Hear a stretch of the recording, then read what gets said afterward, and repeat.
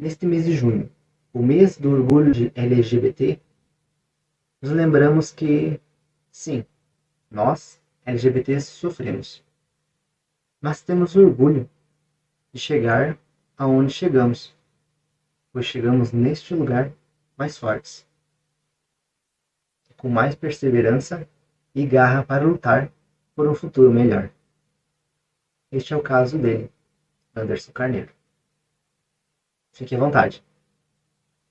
Afinal, o programa é seu, né? LGBT, catadorense. Ele tem 27 anos, mas eu vou deixar para que ele se apresente, para que ele conte para vocês um pouco mais da história dele.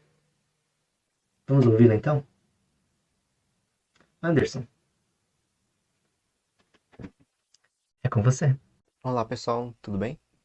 Então, meu nome é Anderson Felipe dos Santos Carneiro. Eu tenho 27 anos e agora vim contar um pouco nesse mês de junho, né? O mês do orgulho LGBT.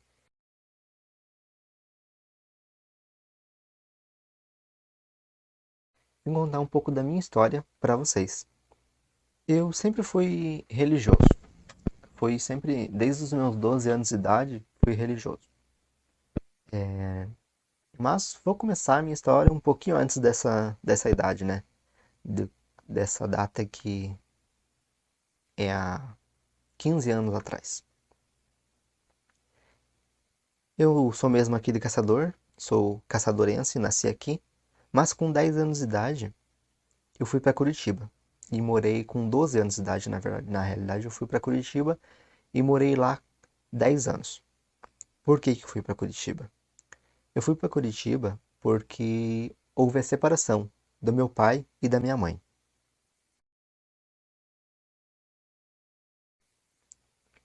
Ele, eles se separaram e a minha mãe acabou indo para Curitiba. Eu no início não fui junto com ela.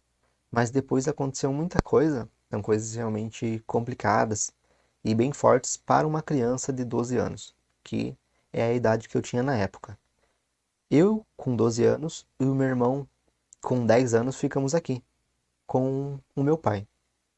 Não que nós quiséssemos isso, mas era o melhor. Nós acreditávamos, né, que era o melhor, por causa de toda a situação.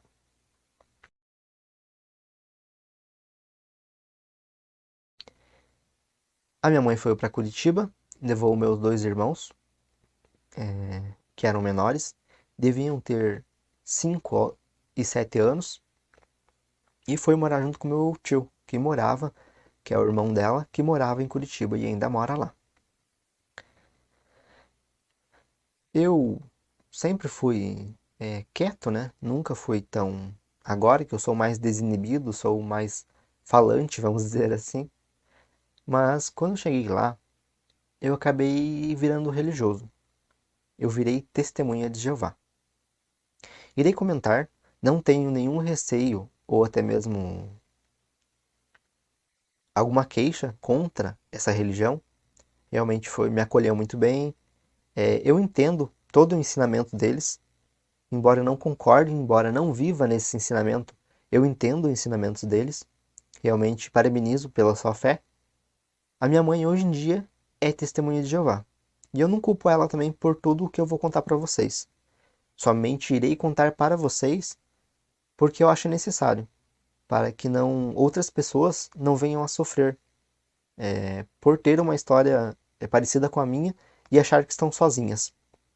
E para que vocês entendam também como é a vida de um LGBTQIA+. Vamos lá então?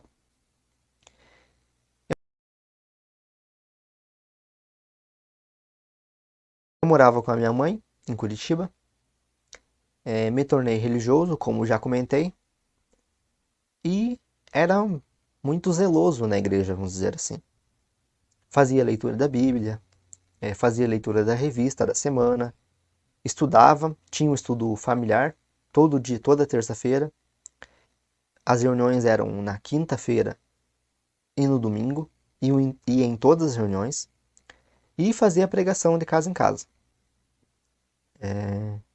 Mas, desde pequeno, eu sabia que existia algo diferente. algo que não era normal, comum em mim.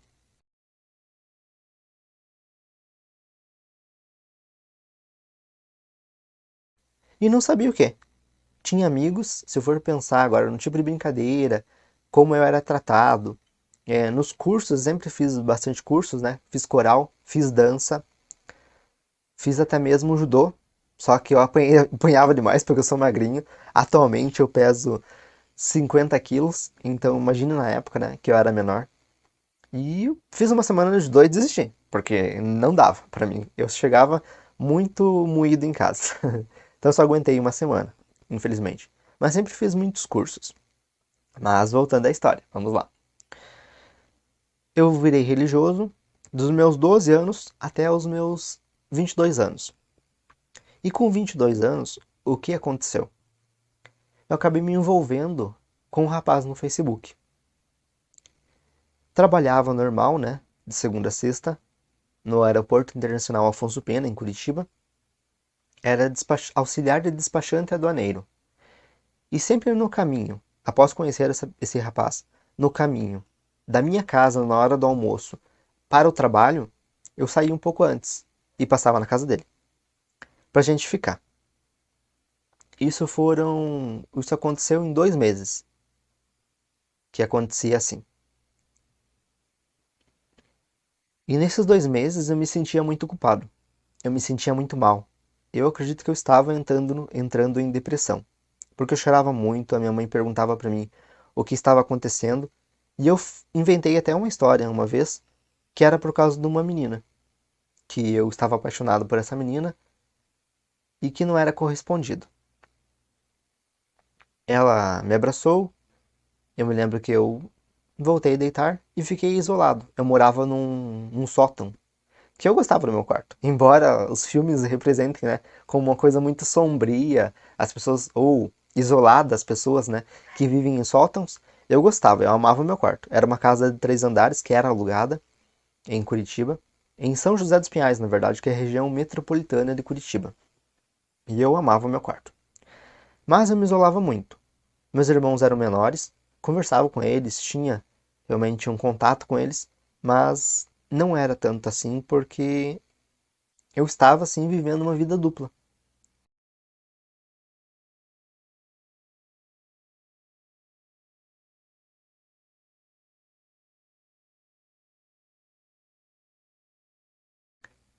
E não contava para minha mãe o que aconteceu.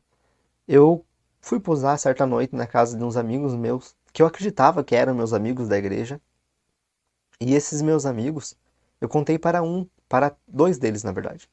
E um deles em específico, o que eu conhecia há um bom tempo, acho que 9 anos eu conhecia ele, acreditava que ele fosse um dos meus melhores amigos, mas infelizmente não era. Eu contei para ele que tive contato com esse rapaz, conheci no Facebook, e acabei me envolvendo com essa pessoa. O que ele fez? Um dia depois, ele foi lá e contou para minha mãe. A minha mãe ainda é muito religiosa. Vou preservar os nomes deles.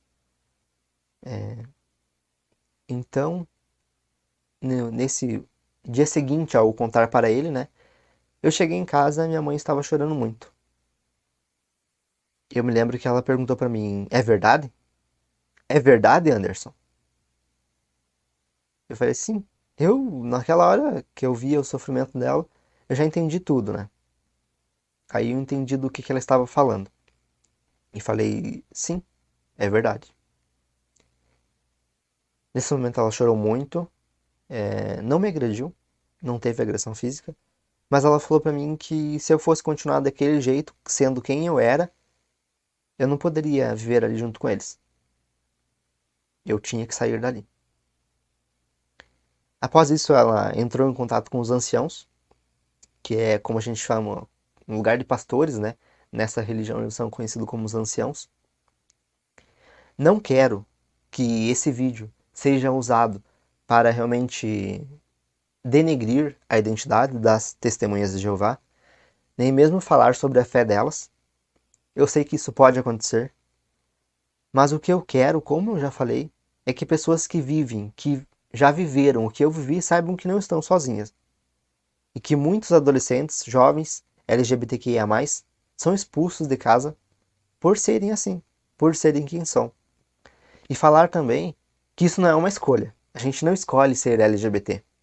A gente simplesmente nasce assim. Eu me descobri LGBT com 22 anos de idade. Mas, revendo tudo o que aconteceu na minha vida, eu penso que eu já sabia que eu era. Só não entendia. Me apaixonei por duas meninas, uma aqui em Caçador e uma em Curitiba. Mas já me relacionei com meninas também. Mas não é a mesma coisa. Meu sentimento não é o mesmo de meninas para com meninos. Eu tenho realmente atração por meninos. Por isso me considero cisgênero, ou seja, eu estou feliz de ter nascido com o corpo que eu nasci, um menino, mas sou homossexual. Tenho atração por meninos. Descobri isso, embora já me envolvi com meninas. Não muitas vezes, foi apenas uma relação sexual. Mas fui apaixonado já por meninas. Mas não é por elas que realmente eu sinto maior atração sexual, digamos assim. Só me explicando um pouco mais sobre para vocês sobre isso, né? E voltando lá à minha história. A minha mãe me expulsou de casa. Eu trabalhava desde os meus 12 anos de idade. Comecei a trabalhar em uma vidraçaria como atendente. Trabalhei acho que uns 3 anos na vidraçaria. Depois da vidraçaria, eu fui trabalhar como panfleteiro na rua 15 de novembro, lá em Curitiba, em São José dos Pinhais, na verdade. Trabalhei por 3 anos como panfleteiro, entregando panfletos. Eu amava trabalhar como panfleteiro.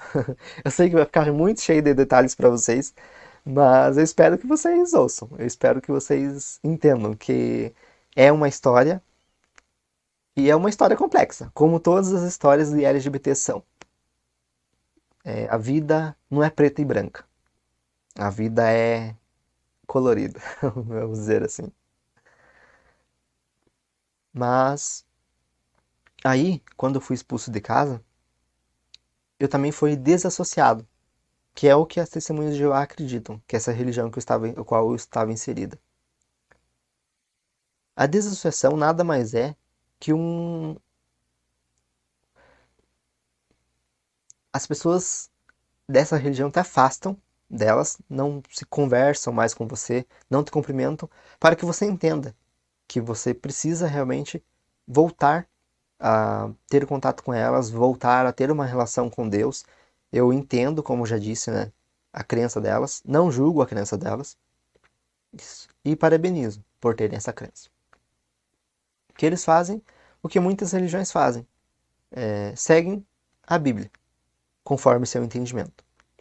Que eu não julgo estar incorreto, mas hoje em dia eu tenho outro modo de viver, eu sou outra pessoa, então, por mais que eu entenda eles, eu entendo o outro lado da vida, vamos dizer assim, que é o qual estou inserido hoje em dia. Fui desassociado, por 10 meses eu continuei indo nas reuniões, mesmo sem conversar com ninguém, mesmo sem cumprimentar ninguém, porque eu esperava que fosse readmitido, que eu voltasse a poder falar com essas pessoas. Mas infelizmente não foi assim. Eu morei 2 meses sozinho após a minha mãe ter me expulsado de casa. Acredito que não foi muito além disso, não. Mas era horrível, porque eu trabalhava desde pequeno, né? Então eu tinha como me sustentar, eu tinha tudo, né? Vamos dizer assim, eu era uma pessoa livre, eu era uma pessoa que entendia o que tinha que passar. Mas foi horrível porque eu estava muito inserido na igreja.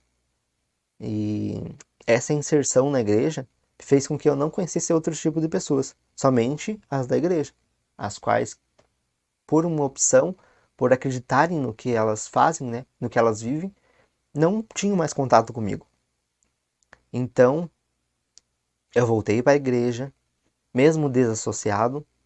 A minha mãe me aceitou novamente em casa, após eu voltar para a igreja, porque foi realmente complicado morar esses 2 meses sozinho, com 22 anos. Eu sei, já tinha 22 anos, mas eu não tinha experiência de morar sozinho. E assim, ter que se ver obrigado a ir morar sozinho, expulso de casa, foi complicado. Foi muito difícil. Ainda para ajudar, o meu plano de celular não funcionava direito na kitnet que eu tinha alugado. Eu estava meio que incomunicável. Eu tinha uma cama dentro, acho que nem TV eu tinha.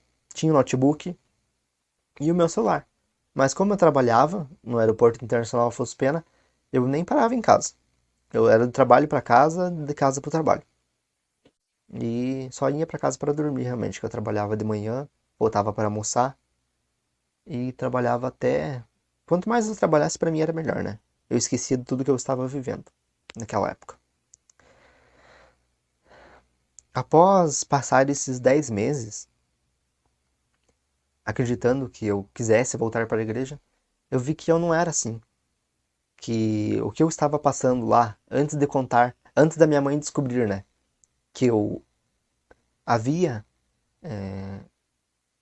tido contato com esse menino, que eu era homossexual, eu vi que não era aquilo.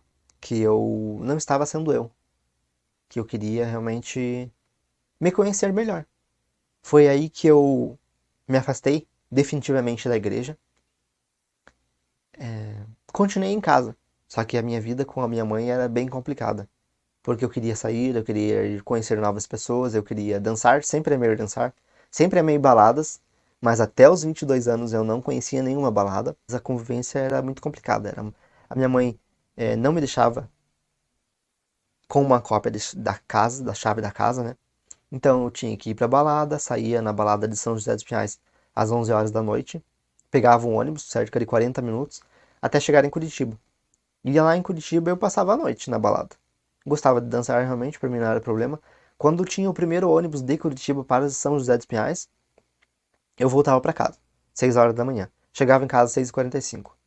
Para minha mãe abrir a porta para mim, nossa, ela fazia uma tempestade. Ela falava que não queria esse tipo de vida para mim. Ela me olhava com uma cara de rancor.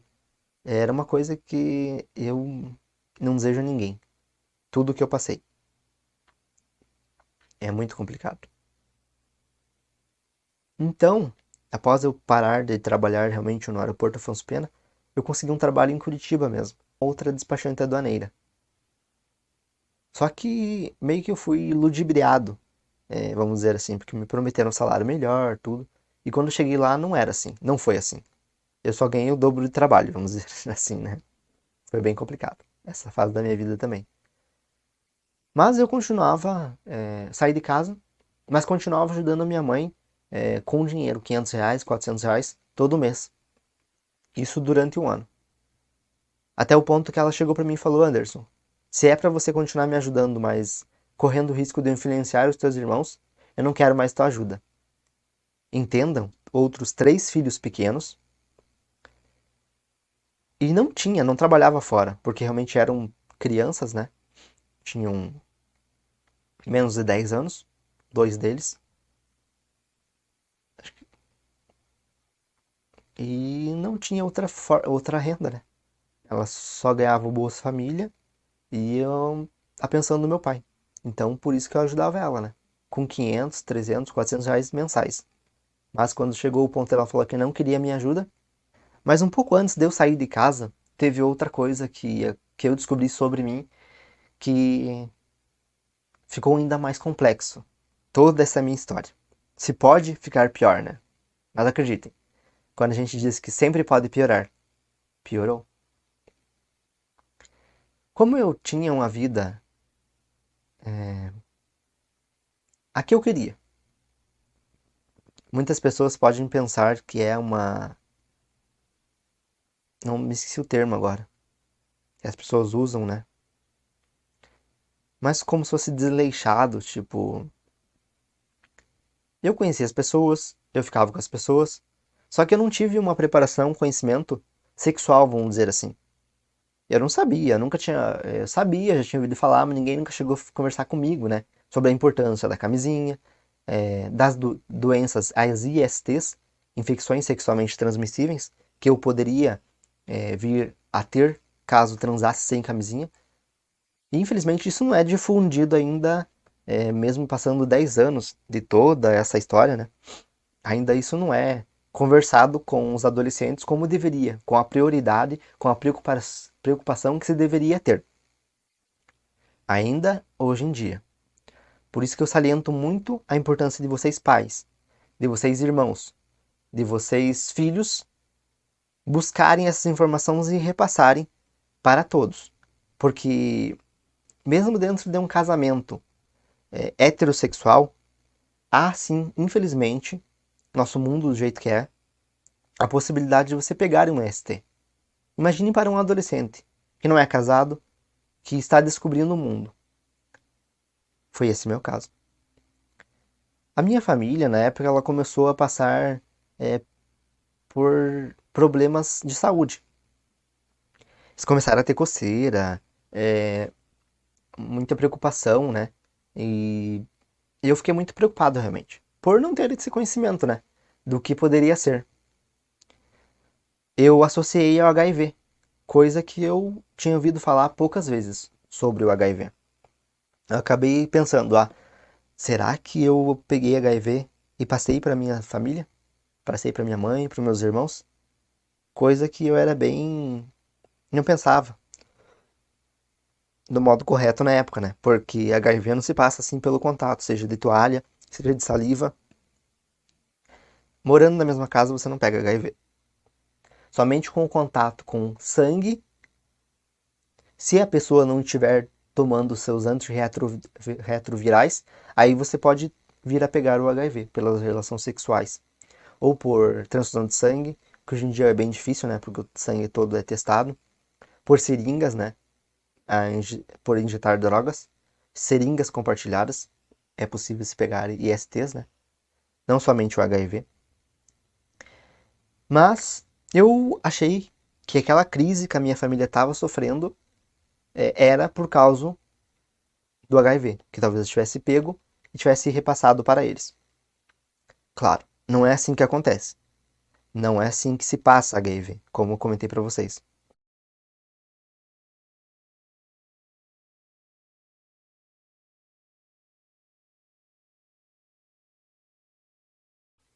Mas ainda bem que houve toda essa preocupação, porque eu fui e me testei. E fazendo o teste, eu me descobri soro positivo, HIV positivo. Isto realmente para estar falando para outras pessoas, muitas pessoas não têm essa coragem, mas eu tenho porque eu sei que é importante falar sobre isso. É importante saber que existem outras pessoas que vivem com HIV. Hoje o termo correto não é soro positivo, não é HIV positivo, é pessoa que vive com HIV. Esse é o termo correto usado hoje em dia.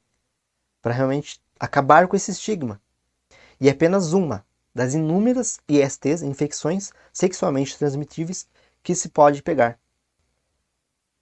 Tem outras também doenças que podem se pegar. Então é preciso se ter uma consciência realmente que tem que se cuidar, tem que se transar com camisinha, tem que se testar regularmente de 6 em 6 meses, coisa que 90% da população mundial não faz, deveria se fazer. É somente um dado, não é um dado desses 90% que eu comentei de estudo, mas dá para se saber, né? Analisando que são poucas as pessoas que fazem essa testagem de 6 em 6 meses, se cuidando, se prevenindo realmente contra ISTs. Quando eu me descobri HIV positivo, eu me lembro da sensação na época que foi debilitante. Eu achei que ia morrer. Eu vi como que o chão se abrindo sobre os meus pés. Foi horrível. E o pior é que eu não tinha ninguém para contar. Me dá um arrepio só de lembrar. Não tinha ninguém para contar o que eu estava passando. Não podia falar para minha mãe. Se ela já se importava comigo sendo homossexual, indo para baladas, imagine eu contar para ela que eu era uma pessoa que vivia com HIV. Então eu escondia isso. Tomava minha medicação, fui me tratar, fui buscar infectologistas e graças a Deus aqui em Caçador, na verdade eu morava em Curitiba. Aqui no Brasil, nós temos o SUS, o Sistema Único de Saúde, que é ele que paga por essa medicação. esse tratamento para quem vive com HIV, que realmente é um tratamento milionário, se for para uma pessoa se sustentar, conseguir a medicação sem o SUS. Aí entra a importância do Sistema Único de Saúde que nós temos, né, no Brasil, que realmente, eu sei, ele ainda é debilitado esse sistema, mas perto de outros países que não têm esse sistema, ele realmente ele faz a diferença na vida de uma pessoa, assim como fez a diferença na minha vida. Quem toma os antirretrovirais, ele se torna indetectável. É como que o sangue é limpado com esses antirretrovirais. E a pessoa não vem a desenvolver porque são diferentes. O HIV é uma coisa, a AIDS é outra. O HIV, a síndrome da imunodeficiência humana é o HIV. A AIDS é o que esse vírus causa na pessoa, caso ela não tome seus antirretrovirais. Caso ela não se cuide, ela deixa a sua imunidade baixar tanto para que qualquer doença, seja uma gripe, seja um resfriado, possa causar a morte por meio da AIDS. Então, nunca falem que uma pessoa vivendo com HIV tem AIDS. Isso é preconceito. Isso é inconcebível.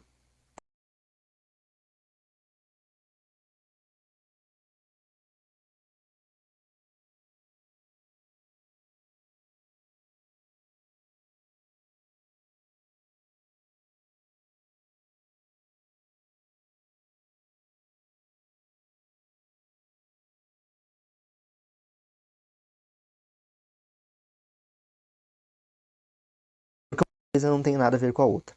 Eu sei que é um conhecimento técnico, mas é um conhecimento que todos têm que ter. Porque isso é preconceito. Isso pode levar pessoas a tirarem sua própria vida. Pode levar as pessoas a tirarem a vida de alguém, como aconteceu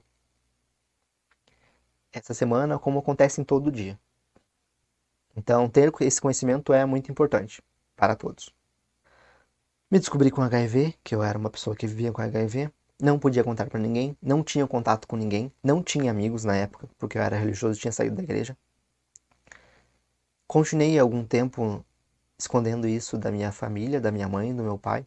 Hoje em dia eles sabem, não porque eu decidi contar para eles, porque é uma coisa difícil a se vir a falar com, imagine com os pais, né? Se qualquer pessoa, ela pode ter preconceito, imagine os seus pais, que não aceitam que você seja LGBTQIA+.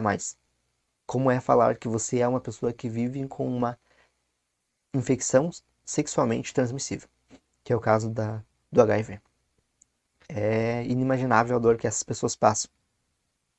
Que elas têm que passar por causa do preconceito do mundo que poderia entender, ser mais empático. Que é apenas uma doença. Sim, ela tem um tratamento, o HIV ainda não tem cura. Sim, são feitos diversos estudos, né? Acreditamos, eu espero que seja descoberta a cura logo, mas atualmente ainda não existe essa cura. Ainda não foi divulgada, vamos dizer assim. Mas estudos estão sendo feitos.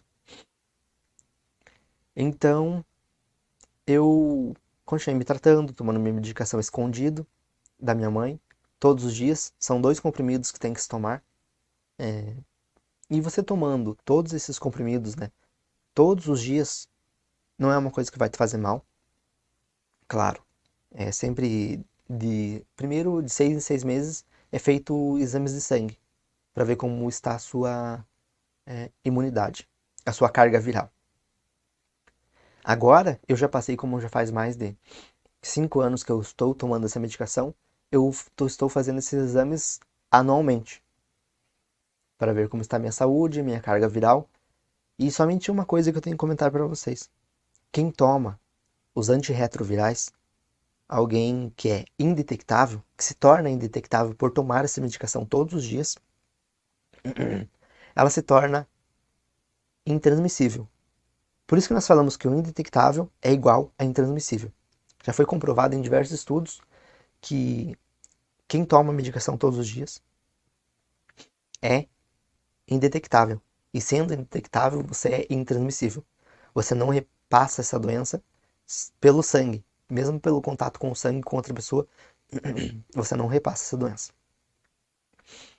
Eu vivo hoje em dia numa relação soro-discordante. O que que é isso?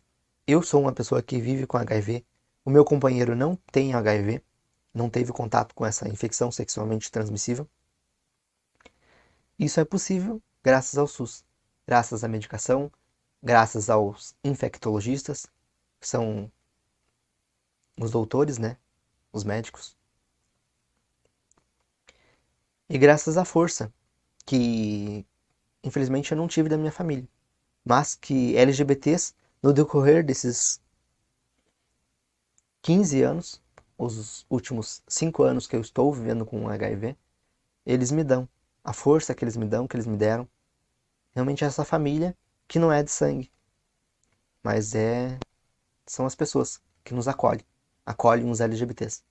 E eu tenho que agradecer por todas as pessoas, os meus amigos, que já me acolheram. Que infelizmente muitos deles eu nem falo mais, nem tenho mais o contato, mas me acolheram em alguma fase da minha vida. Talvez aquela que eu mais precisasse. Até me lembro uma vez, eu vou contar pra vocês aqui, que eu fui pra balada e não tinha. Fui com o dinheiro contado pra ir pra tal balada e aquela balada não estava aberta. Então eu passei a noite, no caso, eu estava na frente dessa balada, a balada não abriu. Tinha alguns LGBTs que estavam do meu lado, né? E viram que estavam se aproximando. 3 rapazes, mal intencionados, vindo pro meu lado. Um desses rapazes fingiu que estava conversando comigo e me salvou. Quem sabe naquela noite era para mim ter morrido ou sido agredido, sofrido alguma violência. Mas ele me ajudou. Ele começou a conversar fingir, como se estivesse conversando comigo, como se me conhecesse. E eu passei aquela noite, onde eu não tinha onde ficar, com eles, tendo esse contato. Eu me lembro que tinha um gay, que foi esse que contou comigo, que conversou comigo, uma transexual e mais alguns LGBTs. E eles ficaram a noite toda comigo, conversando. A gente foi até para um barzinho, a gente conversou, a gente passou a noite. Eu passei a noite realmente não tendo onde ficar, mas na companhia deles. E isso realmente fez toda a diferença. Podem ter certeza, na minha vida inteira. A história que eu queria contar para vocês é esta: de uma pessoa, um LGBT, que foi expulso de casa, de uma pessoa que vive com HIV, de uma pessoa que hoje em dia se aceita como ela é. Não que eu aceite, eu quero ainda a cura, né? Mas que eu entendo que isto é apenas um detalhe. O HIV é apenas um detalhe na minha vida. Não define quem eu sou, não define quem eu vou ser, e não deveria definir nada para as outras pessoas, porque o HIV tem tratamento. O HIV não deve criar nenhum tipo de estigma que existe hoje em dia, infelizmente. E para que isso ocorra, eu acho necessário que cada vez mais pessoas que vivem com HIV falem, que não são poucas as pessoas que vivem com HIV. Mas por causa do preconceito, por causa do estigma, elas vivem dentro dos seus armários. Assim como os LGBTs. Por ser LGBT, você já sofre. Imagine por ser um LGBT que vive com HIV. Aí o sofrimento realmente triplica. Ou é 10 vezes, 20 vezes, 100 vezes maior. Estou tremendo, um pouco nervoso agora. Mas eu agradeço o tempo de vocês por terem me escutado. E eu peço que apoiem LGBTs, que apoiem o conteúdo LGBT, que divulguem o conteúdo LGBT, para que as pessoas normalizem ser LGBT, ser HIV, viver com HIV, como eu vivo, e que se testem. E que normalizem, por favor, normalizem os testes para ISTs. Porque hoje em dia 67% das pessoas que têm HIV não são LGBTs. Eu vi essa pesquisa essa semana, são mulheres. E essas mulheres, talvez por viver num casamento infiel, que não é anormal hoje em dia, né? Infelizmente, a fidelidade não anda realmente em alta, né? Então, elas têm HIV. Então, o HIV não está atrelado aos LGBTs. não está atrelado a nada. E nem mesmo deveria estar atrelado ao preconceito, ao estigma. Uma pessoa que ela é livre, que ela se relaciona com quem ela bem entende, ela não é promíscua. Agora lembrei o termo que eu deveria ter comentado lá antigamente. Ela é apenas livre, ela é consciente.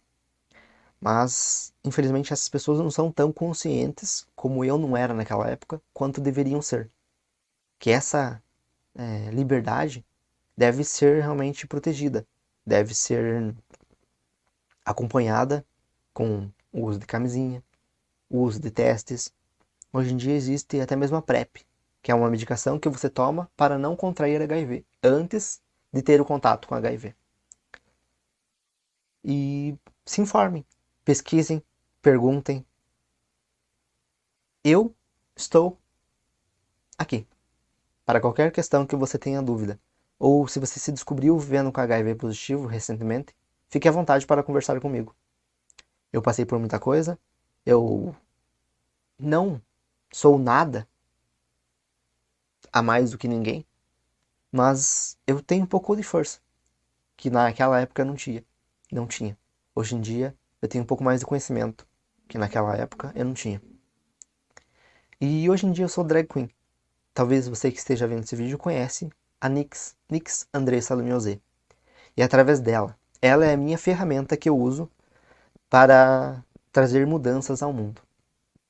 Porque eu, Anderson Carneiro, talvez conseguisse, mas a Nix tem um alcance muito maior. A Nix é arte. Drag queen é arte. Não tem a ver com orientação sexual. Mas isso é uma conversa para outra hora. Somente obrigado. Se inscrevam no canal, como eu comentei no começo. Curtam, comentem e compartilhem. A informação é a principal arma contra a desinformação, o ódio, a intolerância. Obrigado. E até mais. Emocionante a história, não é? A todos os LGBTs que passaram por isso, que virão a passar, eu desejo que tenham força, pois eu sei, o caminho, a estrada é difícil. Mas, tendo coragem, vocês conseguirão. Assim como o Anderson conseguiu. E agora, ele está mais forte do que nunca, para ajudar as outras pessoas com as suas histórias. Aliás, esse programa, a Drag, é sobre isso. Sobre ajudar as pessoas. Para que elas conheçam histórias mais difíceis, histórias mais emocionantes, histórias mais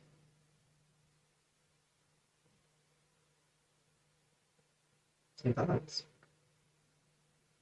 Histórias que elas possam olhar, ter empatia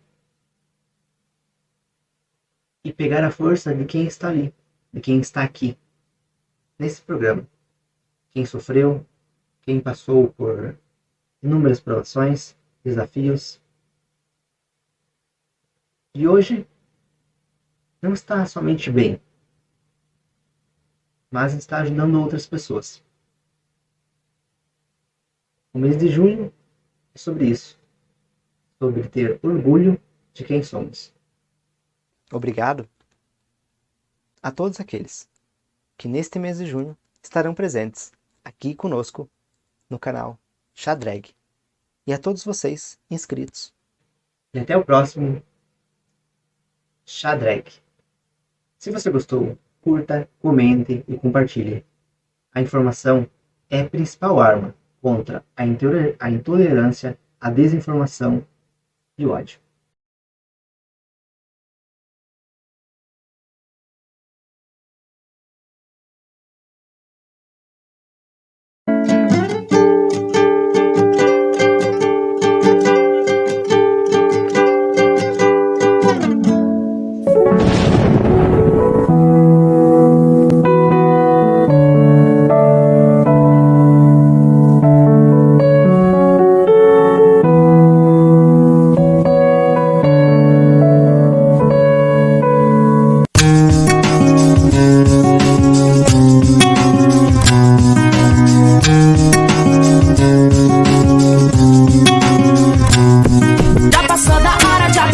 corpo é nosso, nossas regras, nosso direito de ser.